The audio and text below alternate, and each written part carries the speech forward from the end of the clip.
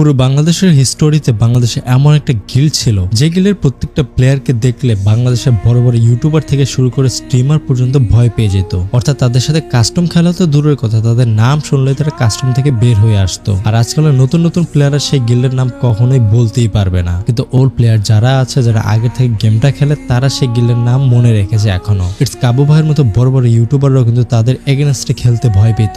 Guild তো dangerous ছিল, এর পাশাপাশি গিল্ডের প্রত্যেকটা প্লেয়ারের অ্যাকুরেসি ছিল খুবই হাই এন্ড অ্যাকুরেসি, যাদের এগেনস্টে হ্যাকার তো খেলার দূরের কথা, সাধারণ প্লেয়াররা তো কখনোই খেলতো না। একটা সময় সেই গিল্ডের অনেকটা পরিমাণ নাম ছিল পুরো বাংলাদেশ সার্ভারে। হয়তোবা বর্তমান সময় সেই গিল্ডটা একটু ইনঅ্যাক্টিভ হয়ে গিয়েছে, কিন্তু বর্তমান সময় আসলে অনেক গিল্ড তাদের এগেনস্টে খেলতেই চায় না। কি মনে হচ্ছে কোন গিল্ডের কথা বলছি আমি? অবশ্যই সেই গিল্ডের নামটা কমেন্টে বলে যাবেন। আর স্পোর্টস প্লেয়ারদের জন্য একটা অ্যানাউন্সমেন্ট রয়েছে আমাদের পক্ষ থেকে, সেটা হচ্ছে আমাদের গ্রুপে 30,000 মেম্বার কমপ্লিট হলেই কিন্তু 2টা গেমিং ডিভাইস আমরা গিভওয়ে